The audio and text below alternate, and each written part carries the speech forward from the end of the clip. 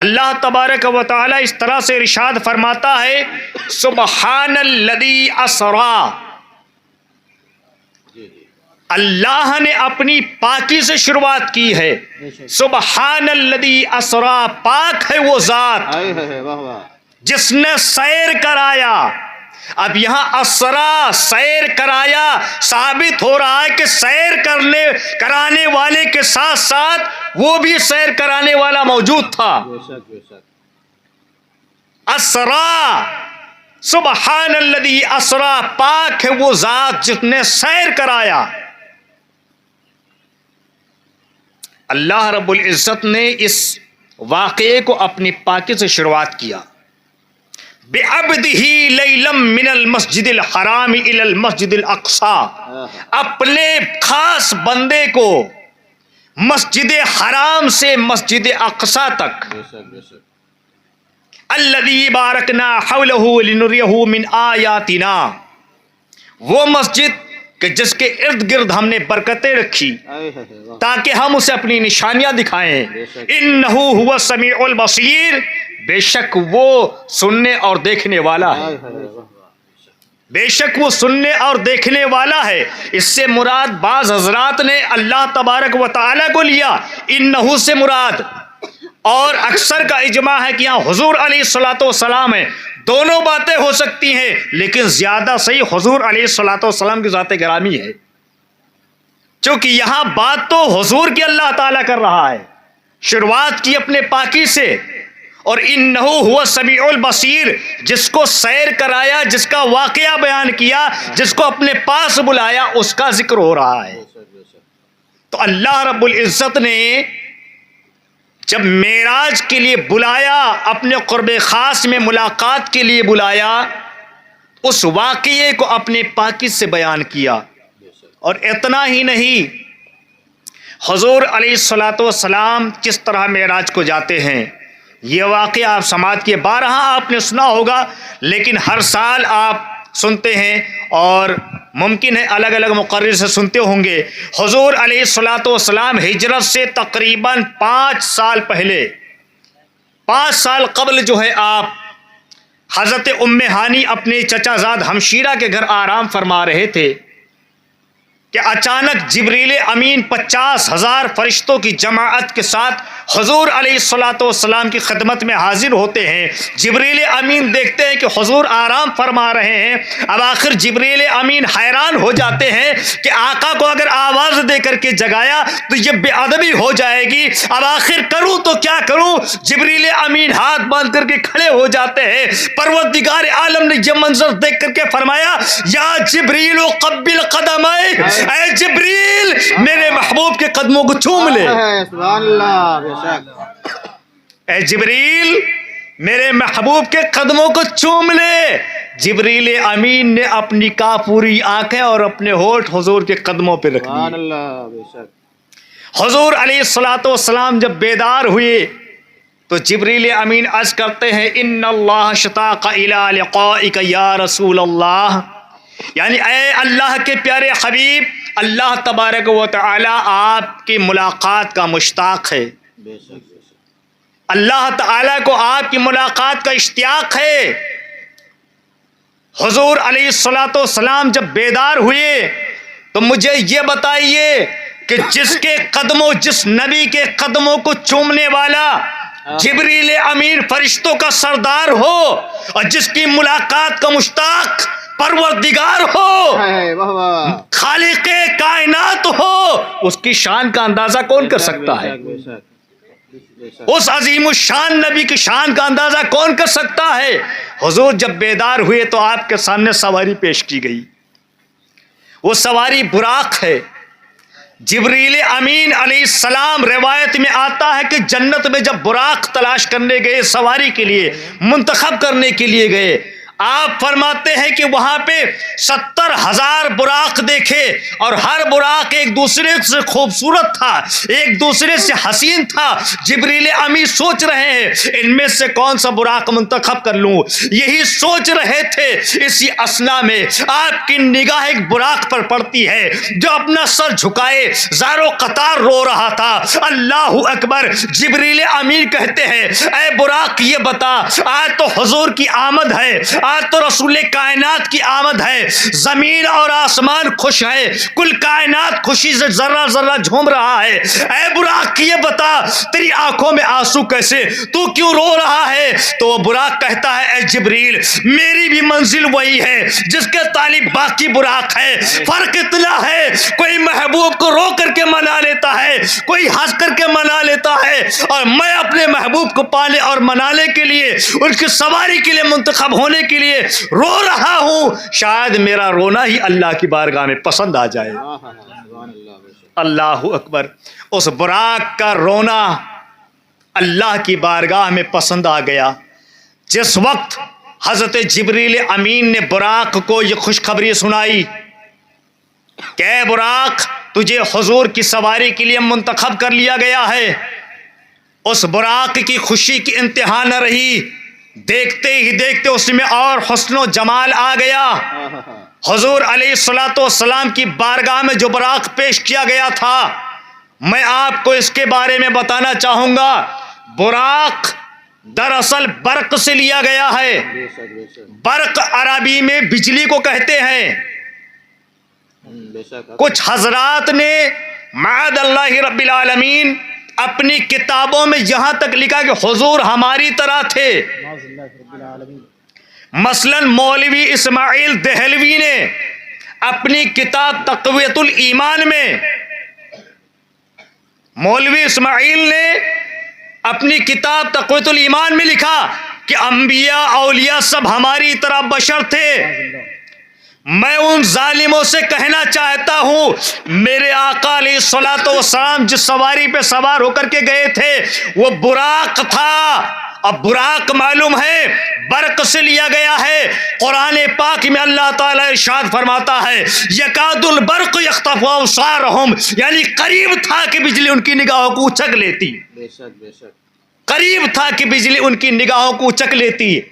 اب یہاں عربی زبان میں اسے کیوں کیسے اس کو سمجھیں گے؟ برق بجلی ہے اور براق بجلی سے بھی تیز تر ہے. اس کو عربی میں یوں کہہ لیجئے کہ زیادت اللفظ تدل علی زیادت المعنی, یا پھر یوں کہیے کثیرت اللفظ علی کثیرت المعنی تدل علی کثیرت المعنی, یعنی الفاظ کا زیادہ ہونا معنی کی زیادتی پر دلالت کرتا ہے. اب یہاں برق یہاں چھوٹی بات تھی, بجلی اور براق اس سے بڑی بات ہے.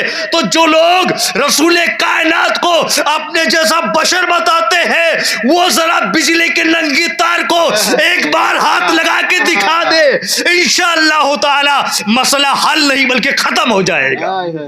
بے شک.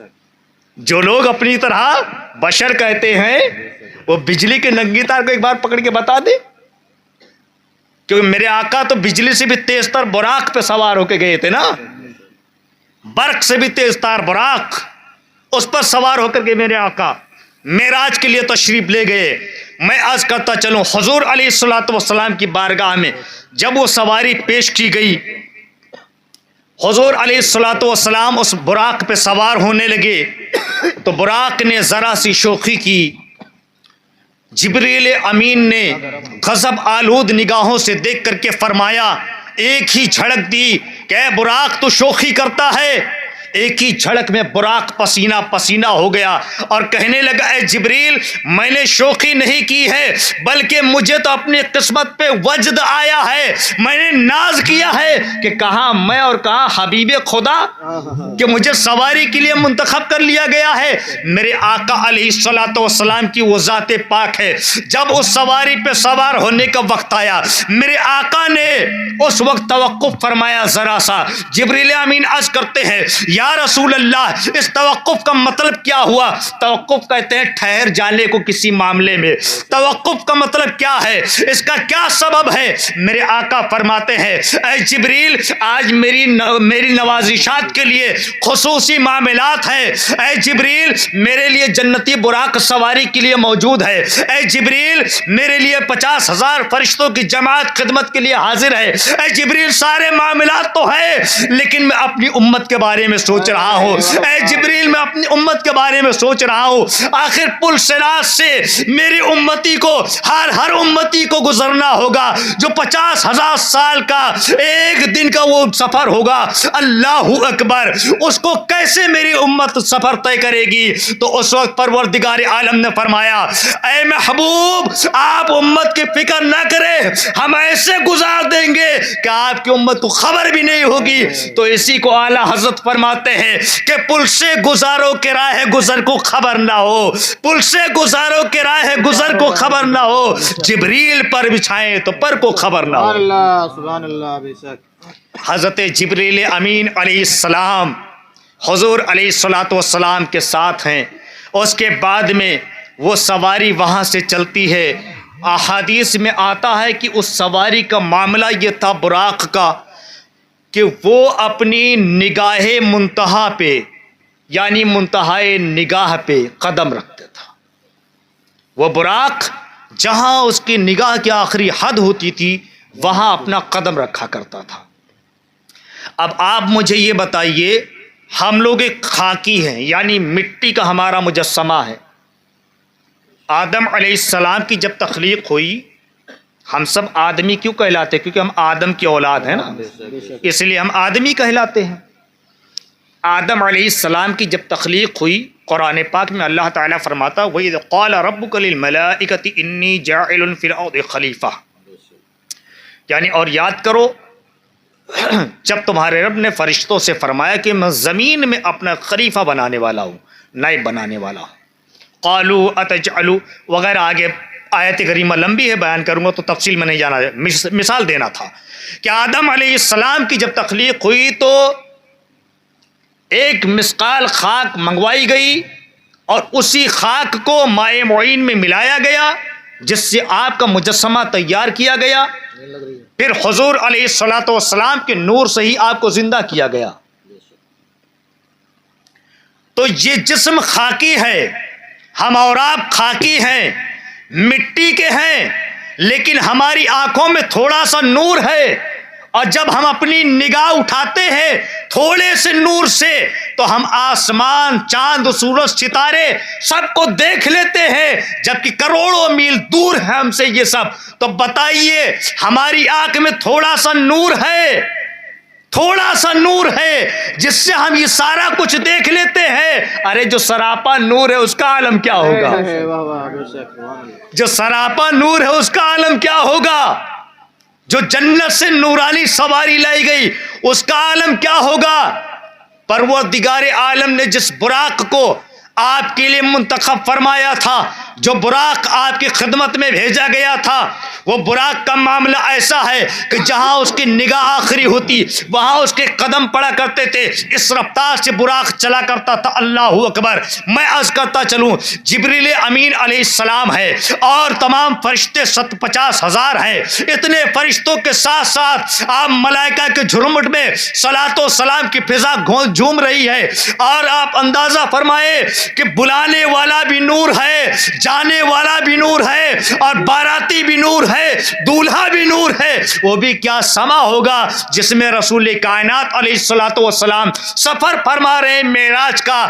دیکھتے ہی دیکھتے جب آپ وہاں سے اس سواری سے چلتے ہیں آقا فرماتے ہیں کہ میں جب ایک راستے سے گزرا جبریل امین نے کہا کچھ کھجور کے درخت نظر آئے. جبریل امین نے کہا حضور یہاں اتر کر کے 2 رکعت نفل ادا فرما لے. آپ 2 رکعت نفل ادا کریں کرنے کے لیے کھڑے ہوئے تو جبریل امین نے کہا حضور یہ مدینہ طیبہ آپ کی ہجرت گاہ ہے، 2 رکعت آپ نفل ادا فرما لیں۔ اس کے بعد آپ فرماتے ہیں کچھ اور آگے میں بڑھا تو جبریل عرض کرتے ہیں کہ یا رسول اللہ یہ وادی ایمن ہے جہاں موسیٰ علیہ السلام کو اللہ تعالیٰ نے شرف کلام بخشا ہے۔ اور آگے جب میں پہنچا تو دیکھا کہ حضرت موسیٰ علیہ السلام سرخ ٹیلے کے پاس ان کی قبر مبارک ہے، اپنی قبر مبارک کے اندر وہ کھڑے ہو کر کے نماز پڑھ رہے ہیں۔ آپ مجھے بتائیے زندے نماز پڑھتے ہیں مردے نہیں؟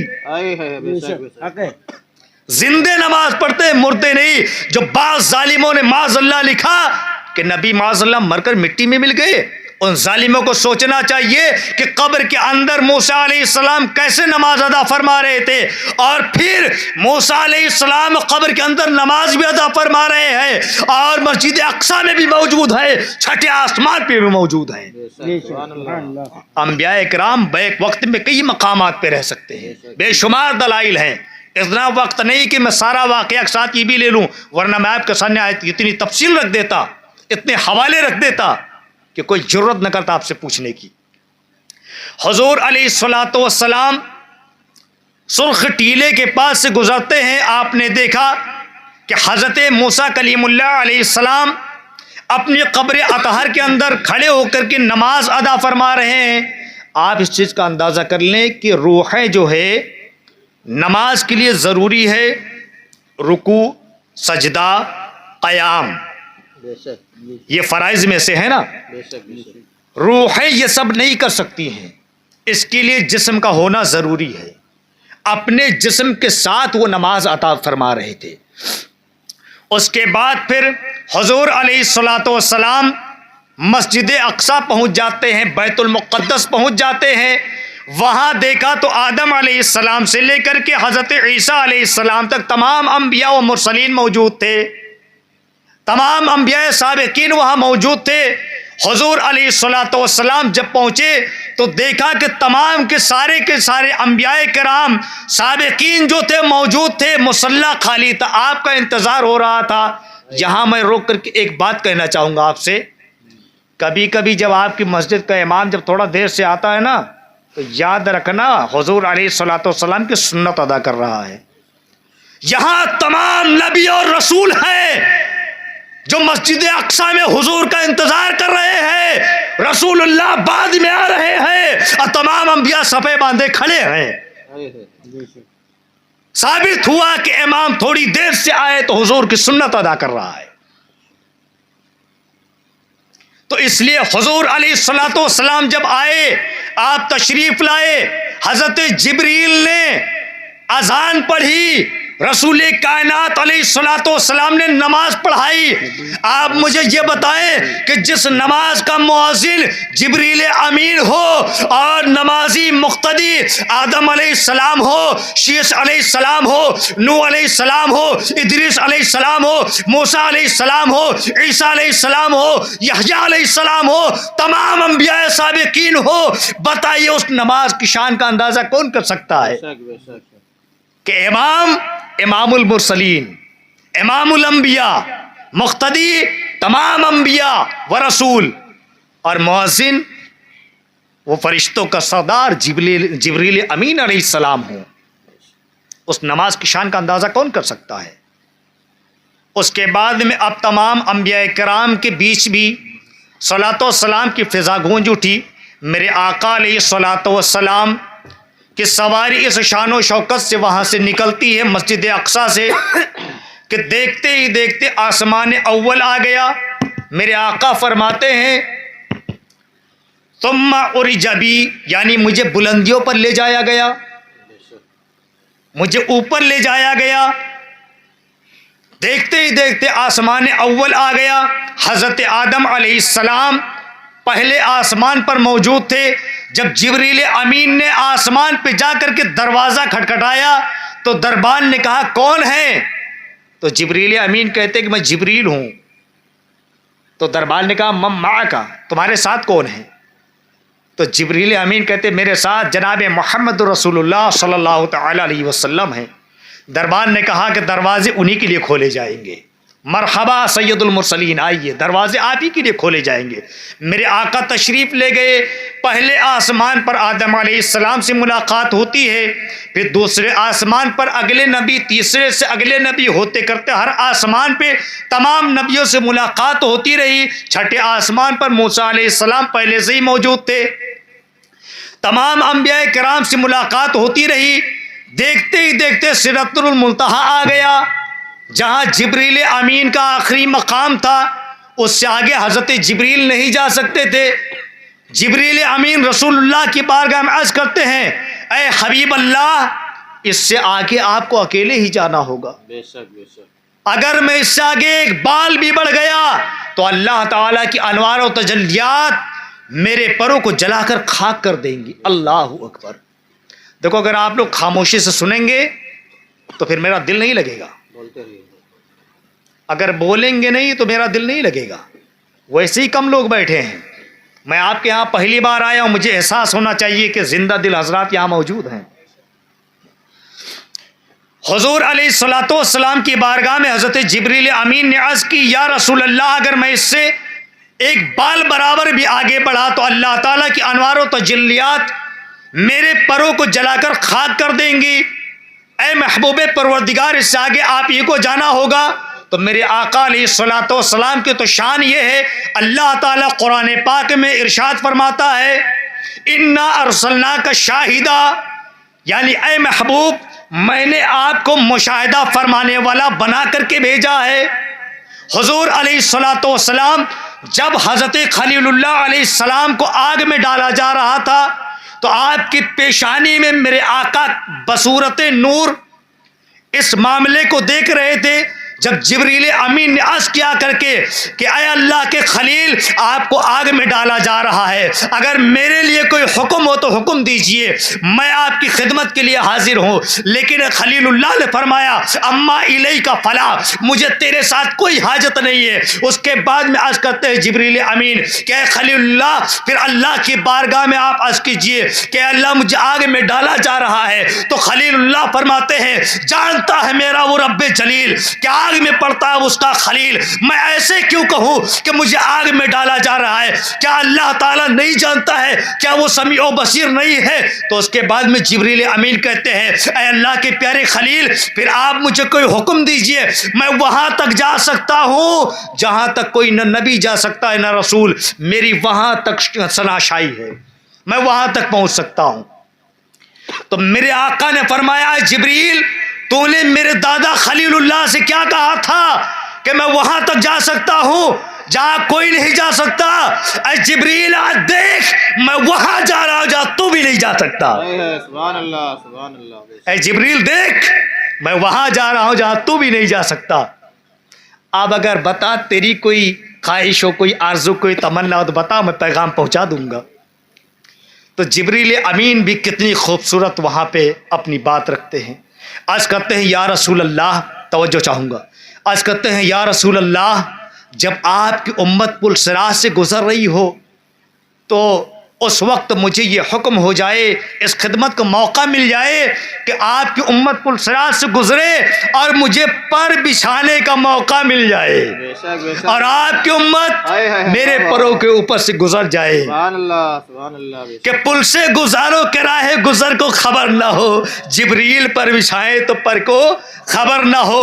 اس وقت میرے آقا علیہ الصلوۃ والسلام بھی موجود ہوں گے، آپ وہاں یہ دعا فرما رہے ہوں گے، رب سلم امتی، رب سلم امتی۔ اس کے لیے تو اعلیٰ حضرت فرماتے ہیں کہ رضا پل سے اب وجد کرتے گزریے کہ رب سلم صدائے محمد صلی اللہ تعالی علیہ وآلہ وسلم۔ مجھے یہ بتائیں، جہاں پہ جبریل امین کے پر بچھے ہو اور رسول اللہ علیہ الصلوۃ والسلام خود موجود ہوں اور کہے رب سلم امتی، اے اللہ میری امت کو سلامتی سے گزار دے، پھر وہاں ہمیں فکر کرنے کی کیا ضرورت ہے؟ لیکن یاد رکھنا میرے عزیز ساتھیوں، میرے آقا علیہ الصلوۃ والسلام جا تو رہے معراج کے لیے، اپنے رب کے دیدار کے لیے، لیکن وہاں بھی خیال اگر کسی کا ہے تو اپنی امت کا خیال ہے۔ لیکن یہ امت کتنی خاموش ہو گئی کہ اس امت کے دل سے آواز تک نہیں نکلتی ہے کہ اپنے نبی کے لیے پیار سے ایک مرتبہ سبحان اللہ ہی کہہ دیں۔ سبحان اللہ۔ کیسی امت ہے؟ میرے آقا علیہ الصلوۃ والسلام معراج کے لیے جب گئے تحفہ کیا ملا آپ کے لیے؟ میرے آقا کون سا تحفہ لے کے آئے تھے؟ نماز لے کے آئے تھے نا. اور اس نماز کو میرے آقا نے کیا فرمایا؟ فرمایا نماز میری آنکھوں کی ٹھنڈک ہے. مسلمان ہو اور اپنی آنکھوں کی ٹھنڈک نہیں پہنچانا چاہتے؟ انا للہ و انا الیہ راجعون. میرے آقا فرماتے ہیں نماز میری آنکھوں کی ٹھنڈک ہے، نماز تک نہیں پڑھتے. مسلمان ہو خیال کرو کہ میرے نبی کی آنکھوں کی ٹھنڈک ہے. جو جا رہے ہیں معراج پہ اپنے رب کے دیدار کے لیے، وہ نبی آپ کا خیال رکھ رہے ہیں، ہمارا خیال رکھ رہے ہیں، باقی کسی اور چیز کو کوئی پرواہ نہیں. آقا علیہ الصلوۃ والسلام پھر وہاں سے آگے تنہائی چلتے ہیں. ایک روایت میں یہ بھی ملتا ہے کہ وہاں سے آپ کے لیے رفرف حاضر کیا گیا جس پر آپ سوار ہو کر کے گئے. لیکن کثیر روایات میں ملتا ہے کہ آپ وہاں سے تنہا گئے. روایتیں دونوں طرف سے ملتی ہیں. بہر کیف اس میں پڑھنے کی ضرورت نہیں. اتنا جان لو کہ میرے آقا وہاں تک گئے، اتنا ہی ضروری ہے. میرے آقا علیہ الصلوۃ والسلام اب وہاں سے تنہا گئے، لیکن اب لباس بشریت میں نہیں، کیونکہ میرے آقا سراپا نور ہیں. جب اللہ تبارک و تعالی نے کائنات کو بنانے کا ارادہ فرمایا، جہان کو بنانے کا ارادہ فرمایا، تو سب سے پہلے اپنے نبی کے نور کو پیدا فرمایا. دنیا میں میرے آقا علیہ الصلوۃ والسلام انسانی شکل میں بشریت لباس میں ہے، بشریت کے لباس میں ہے. حقیقت میں آپ نور ہیں. آپ کی بشریت کا بھی انکار نہیں کیا جا سکتا اور آپ کی نورانیت کا بھی انکار نہیں کیا جا سکتا. دونوں باتیں مسلم ہیں. اپنی طرح بشر کہنے والا ملعون ہو جائے گا، مردود ہو جائے گا، اور جو بشر نہ کہے وہ بھی مردود ہو جائے گا. اپنی طرح نہیں، افضل البشر کہو نا. ایسا بشر کہو کہ ان سا کوئی بشر آیا ہی نہیں اور نہ قیامت تک کوئی آئے گا، جن کے بارے میں آدم علیہ السلام خود کہیں کہ اے حقیقت میں میرے باپ اور ظاہری میں میری اولاد. آپ پہ لاکھوں درود و سلام. آدم علیہ السلام خود کہتے ہیں. اور اس کے بارے میں تو قرآن پاک میں اللہ تبارک و تعالی نے فرمایا هو الاول والآخر والظاہر والباطن وهو بكل شيء علیم. خیال ہو سکتا تھا لوگ یہ کہہ سکتے تھے کہ بعد میں آنے والا مرتبے میں بھی بعد ہو سکتا ہے، آخر ہو سکتا ہے، آخر میں آنے والا مقام و مرتبے میں آخر ہو سکتا ہے. اسی لیے اللہ تبارک و تعالی نے تمام نبیوں، تمام کائنات، تمام لوگوں سے پہلے، ساری چیزوں سے پہلے میرے نبی کے نور کو پیدا فرمایا اور تمام نبیوں کے آخر میں ہمارے نبی کو دنیا میں مبعوث فرمایا، تمام رسولوں کے آخر میں بھیجا، اور اس کے بعد میں سب سے آگے کھڑا بھی کر دیا مصلی پہ تاکہ ثابت ہو هو الاول والآخر. اور اس کو علامہ اقبال نقشہ یوں کھینچتے ہیں کہ نگاہ عشق و مستی میں وہی اول وہی آخر، وہی طٰہٰ وہی فرقان وہی قرآن وہی یاسین. وہ ختم الرسل دانے سبل مولائے کل، جس نے بخشا فروغ راہ وادی سینا. تو وہ جن کا نور سب سے پہلے پیدا کیا گیا، وہی اب لباس نورانیت میں لباس بشریت چھوڑ کر کے اب نورانی بارگاہ میں اپنے رب کی بارگاہ میں تنہا جا رہے ہیں. بہت سارے حجابات سامنے آتے رہے اور اٹھتے رہے. میرے آقا علیہ الصلوۃ والسلام جب عرش کے قریب پہنچے تو عرش نے حضور علیہ الصلوۃ والسلام کا دامن تھام لیا. میرے آقا علیہ الصلوۃ والسلام عرش پر پہنچے تو یہ میرے آقا کا مکہ بنا، اور خدا وہ ہے جس کا کوئی مکہ ہی نہیں، وہ لامکہ ہے. جس کے مکی میرے آقا ہوئے وہ میرے آقا کا مکہ بنا، وہ میرے آقا کی جلوہ گاہ ہے. اور اللہ تعالیٰ تو وہ ہے جو لامکاں ہے، اس کو مکان کی کیا ضرورت ہے؟ جو محدود ہو جائے وہ خدا ہی نہیں، جس کی حد مقرر ہو خدا ہی نہیں۔ میرے رب کی کوئی حد نہیں ہے، لا محدود اس کی ذات پاک ہے۔ بے شک بے شک میرے آقا علیہ الصلوۃ والسلام شب معراج اپنے رب کے قریب جاتے ہیں، قریب سے قریب پہنچتے ہیں۔ موسیٰ علیہ السلام نے ایک مرتبہ اپنے رب کی بارگاہ میں عرض کی، اے اللہ ایک سوال ہے میرا، انا کلیمک و حبیبک، انا کلیمک و محمد الحبیبک فما الفرق بین الکلیم والحبیب، یعنی اے اللہ میں تیرا کلیم ہوں، انا کلیمک میں تیرا کلیم ہوں، و محمد الحبیبک اور محمد مصطفیٰ تیرے حبیب ہے، فما الفرق بین الکلیم والحبیب، تو کلیم اور حبیب میں کیا فرق ہے؟ تو اللہ تعالیٰ ارشاد فرماتا ہے الکلیم یاتی علی طور سینا ثم یناجی، یعنی کلیم وہ ہے جو کوہ طور پہ آ کر کے عرض کرے کہ اللہ میں تجھے دیکھنا چاہتا ہوں، اور حبیب وہ ہے جو اپنے بستر آرام پہ آرام فرما رہا ہو اور جبریل جا کر کے کہے کہ یا رسول اللہ آپ کی ملاقات کا مشتاق اللہ تعالیٰ خود ہے۔ سبحان اللہ، بے شک بے شک۔ اور کلیم کہے کہ میں اللہ تجھے دیکھنا چاہتا ہوں تو میں کہوں لن ترانی، اے موسیٰ تم مجھے نہیں دیکھ سکتے، اور حبیب وہ ہے جسے قریب سے قریب بلاؤ اور آ کر کے میرا دیدار کرے۔ حبیب کی شان یہ ہے کہ اپنے بستر پہ آرام فرما رہا ہو، اس کے بعد میں میری طرف سے وصال کے تقاضے ہو رہے ہو اور جبریل امین جائے اور قدموں کو چومے اور میرے پاس بلا کر کے لے کے آئے۔ اور کلیم وہ ہے جس کو اللہ کی رضا میں راضی رہنا ہے اور عمل کرنا ہے، اور حبیب وہ ہے کہ جس میں حبیب راضی ہو خدا بھی اس میں رضا، اس کی رضا بھی اسی میں ہو۔ اس کو قرآن میں اللہ نے یوں فرمایا وَلَسَوْفَ يُعْطِيكَ رَبُّكَ فَتَرْضَىٰ، یعنی اے محبوب ہم تمہیں اتنا عطا فرمائیں گے کہ تم راضی ہو جاؤ گے۔ سبحان اللہ، بے شک۔ حضرت کو میرا بہت تو حبیب کی شان یہ ہے، حبیب کی شان یہ ہے کہ اللہ تبارک و تعالی اپنے حبیب کی رضا چاہے، اور کلیم کی شان یہ ہے کہ وہ اپنے رب کی رضا میں راضی رہے۔ اس کو اعلیٰ حضرت فرماتے ہیں کہ خدا کی رضا چاہتے ہیں دو عالم، خدا چاہتا ہے رضا محمد صلی اللہ تعالی علیہ وآلہ وسلم۔ میرے آقا علیہ الصلوۃ والسلام جب اپنے رب کے قریب سے قریب پہنچتے ہیں، دیدار الہی سے مشرف ہوتے ہیں، تو وہاں تین باتیں ہوتی ہیں، وہاں پہ تین باتیں ہوتی ہیں۔ ان میں سے پہلی بات کیا ہوتی ہے؟ میرے آقا علیہ الصلوۃ والسلام، دھیان سے سنیں ورنہ باتیں کریں گے تو بعد میں کہیں گے پتہ نہیں کیا حضرت بولے تو سمجھ میں نہیں آیا تھا۔ میرے آقا علیہ الصلوۃ والسلام نے وہاں پہ تین باتیں پہلے کی، التحیات للہ والصلوات والطیبات، یعنی تمام تشیعتیں اللہ تعالیٰ کے لیے اور عبادتیں بھی اور پاکیاں بھی۔ اللہ کے حبیب علیہ الصلوۃ والسلام نے وہاں کیا کہا؟ التحیات للہ والصلوات والطیبات۔ تو اللہ تبارک و تعالیٰ نے کیا فرمایا؟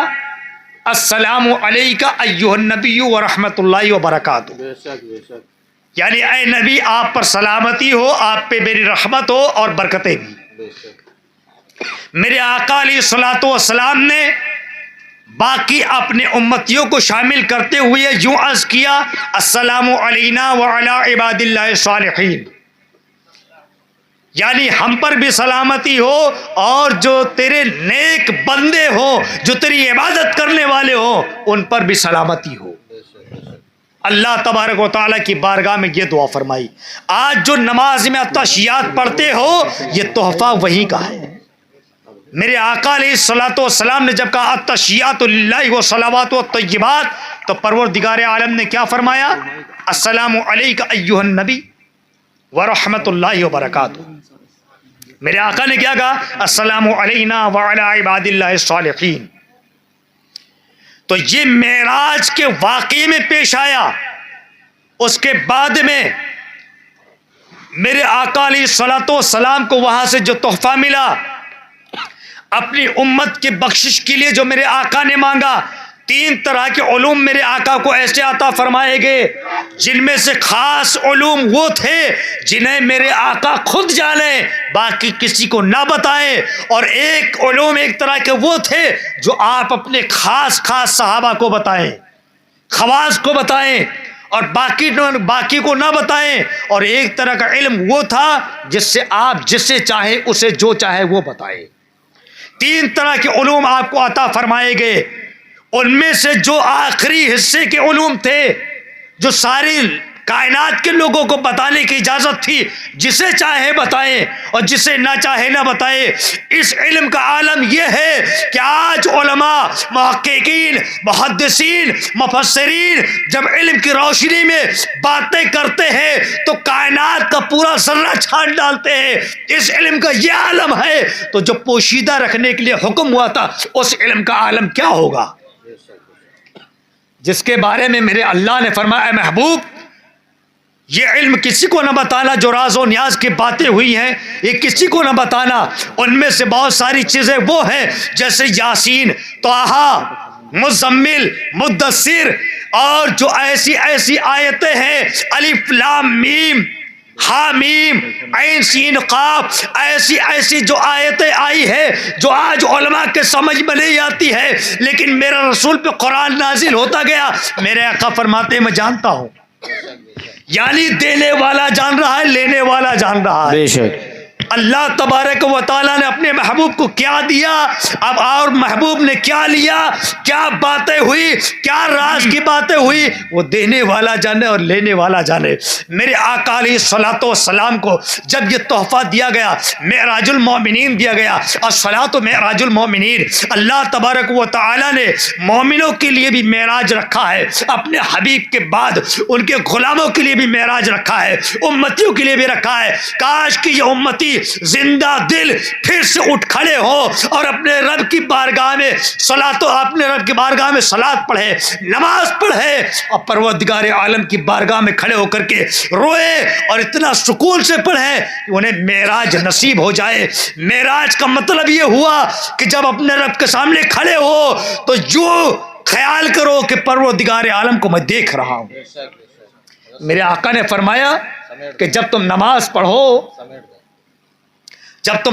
پڑھو تو یہ خیال کرو کہ میں اللہ تعالیٰ کا دیدار کر رہا ہوں، اور اگر یہ خیال نہ کر سکو تو اتنا تو خیال رہے کہ اللہ مجھے دیکھ رہا ہے۔ بے شک اللہ مجھے دیکھ رہا ہے۔ مومن کی معراج یہ ہے۔ اللہ تبارک و تعالیٰ نے آپ کو جو تحفہ دیا، 50 وقت کی نمازیں عطا فرمائی، 6 مہینے کے روزے عطا فرمائے، امت کی بخشش اور مغفرت کے لیے۔ اب یہاں جو وسیلے کے قائل نہیں ہے وہ ظالم بھی سن لیں، جو وسیلے کے قائل نہیں وہ بھی سن لیں، زیادہ نہیں، انشاءاللہ 5-10 منٹ لوں گا بس آپ سے، وہ بھی سن لیں۔ حالانکہ قرآن پاک میں اللہ تعالیٰ نے فرمایا یا ایھا الذین آمنوا اتقوا اللہ وابتغوا الیہ الوسیلہ، یعنی اے ایمان والو اللہ سے ڈرو اور اس کی طرف وسیلہ تلاش کرو۔ یہ اللہ نے خود وسیلے کا حکم دیا ہے، لیکن جو انکار کرتے ہیں وہ منکرین بھی سن لے۔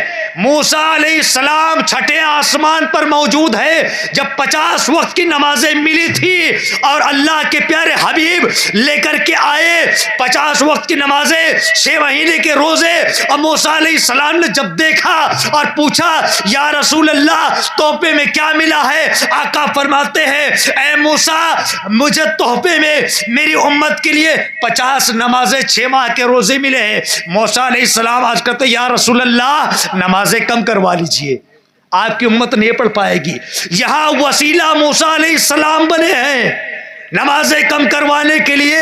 جو انکار کرتے ہیں ان سے میں کہتا ہوں 5 نہیں وہ 50 پڑھے، وہ 5 نہیں 50 پڑھے۔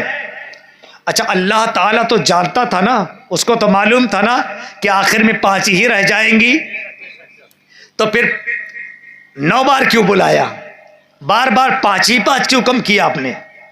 اللہ تبارک و تعالیٰ نے 5 ہی 5 کیوں کم کیے؟ اس کی کیا وجہ تھی؟ آقا جاتے رہے آتے رہے جاتے رہے آتے رہے، بار بار بس 5 ہی 5 کم ہو رہی، آخر میں پھر 5 رہ گئی تو میرے آقا نے کہا مجھے شرم آتی ہے، اب میں نہیں جاؤں گا کم کروانے، اتنا کافی ہے۔ یہ اس لیے تھا اللہ نے 5 اس لیے کم کی ہے، اکٹھا نہیں کم کی، وجہ یہ تھی پروردگار عالم چاہتا تھا کہ میرا محبوب بار بار میرے پاس آتا رہے اور قریب سے معراج اسے ہوتی رہے۔ اب موسیٰ علیہ السلام نے جو خواہش کی تھی کہ میں اللہ کا دیدار کروں، وہ میرا دیدار تو نہ کر سکا، لیکن جن آنکھوں نے مجھے دیکھا ہے ان آنکھوں کو میرا موسیٰ بھی دیکھ لے، ان آنکھوں کو موسیٰ بھی دیکھ لے جن آنکھوں نے مجھے دیکھا ہے، جن آنکھوں میں یہ قوت اللہ نے بخشی ہے۔ پروردگار عالم کا دیدار کر کے میرے آقا آتے رہے جاتے رہے، یعنی آپ کو معراج بار بار ہوتی رہی۔ یہاں یہ بھی ایک راز رہا، اس لیے 5 کم ہوتی رہی، اور دوسرا راز یہ رہا کہ موسیٰ علیہ السلام کا بھی کام ہوتا رہے۔ تو اللہ کے پیارے حبیب علیہ الصلوۃ والسلام کو اس طرح سے معراج ہوئی۔ آپ کی واپسی کا واقعہ بھی بڑا طویل ہے۔ حضرت نے فرمایا کہ کوہرا بڑھتا جا رہا ہے اور سمیٹا جائے، حضرت کے کہنے کے مطابق میں ختم کرنے کی کوشش کروں گا۔ آخر میں ایک نصیحت کر دوں میرے عزیزوں، یہ واقعہ ہم اور آپ نے سنا، اللہ کا فضل و کرم ہے، بہت حسین واقعہ ہے، اور ہم لوگ وہ ہیں جو میرے آقا بتا دیں اس پر ہم ایمان لے آئے۔ جس وقت میرے آقا علیہ الصلوۃ والسلام معراج سے واپس آئے، اسی میں نصیحت موجود ہے، میرے آقا معراج سے واپس آئے، سب سے پہلے آپ نے حضرت ام ہانی کو یہ خبر دی۔ انہوں نے کیا کہا کہ یا رسول اللہ یہ باتیں ابھی لوگوں کو نہ بتائیے گا ورنہ لوگ مانیں گے نہیں۔ میرے آقا نے فرمایا لوگ مانے یا نہ مانے میں حق بات کہنے سے پیچھے نہیں ہٹتا۔ میرے آقا نے جب اس بات کا اعلان فرمایا، بات ابو جہل تک پہنچی، اور ابو جہل ابو بکر صدیق کے پاس پہنچا اور جا کے کہنے لگا ابو بکر یہ بتاؤ محمد ایسا کہتے ہیں صلی اللہ تعالی علیہ وسلم، وہ ایسا کہتے ہیں، کیا تم مانتے ہو؟ کہا بات تو بہت بڑی ہے لیکن میرے آقا نے کہا تو پھر سچ کہا ہے، میرے آقا نے کہا تو سچ کہا ہے۔ میرے نبی نے جتنی باتیں کہی ہے ہر بات پہ ایمان رکھنا ضروری ہے، کسی بھی بات کا منکر کافر ہو جائے گا، ایمان سے خارج ہو جائے گا، ہر بات کو ماننا ہمارے لیے ضروری ہے، ہمارے نبی کے ہر واقعے پہ ایمان رکھنا ضروری ہے۔ میرے آقا علیہ الصلوۃ والسلام کے تصدیق کرنے والے کون؟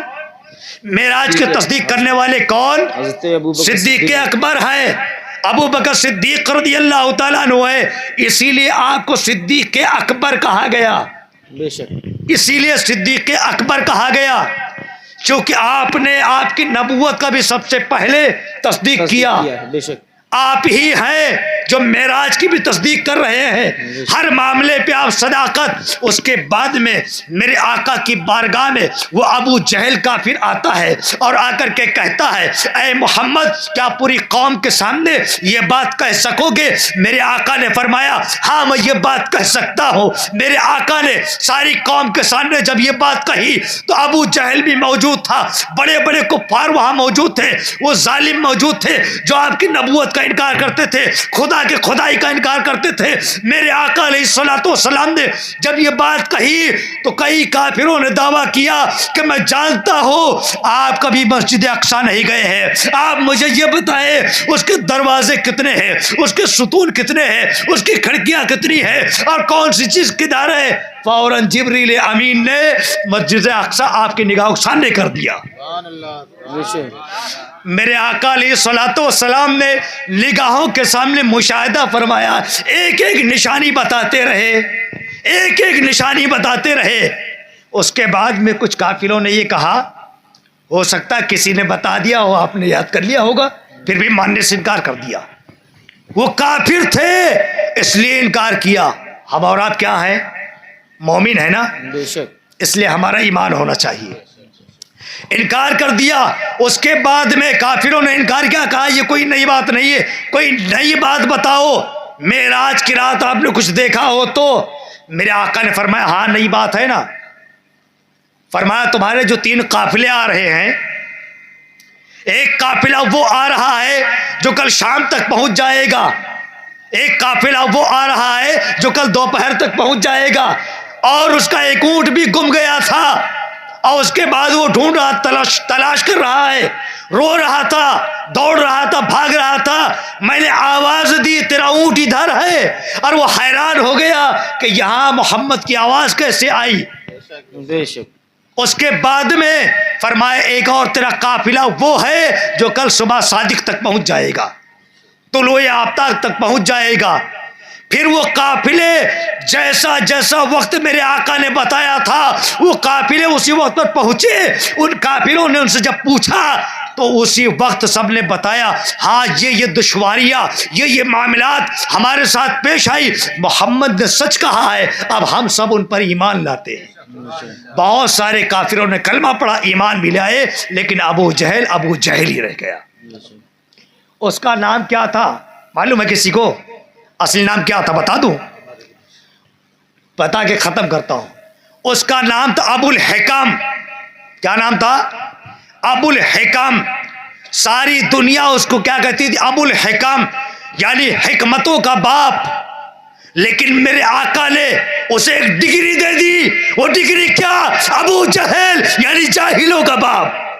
بے شک آج ساری دنیا ابو جہل جانتی ہے، ابو الحکم کوئی نہیں جانتا، چند لوگ جانتے ہیں۔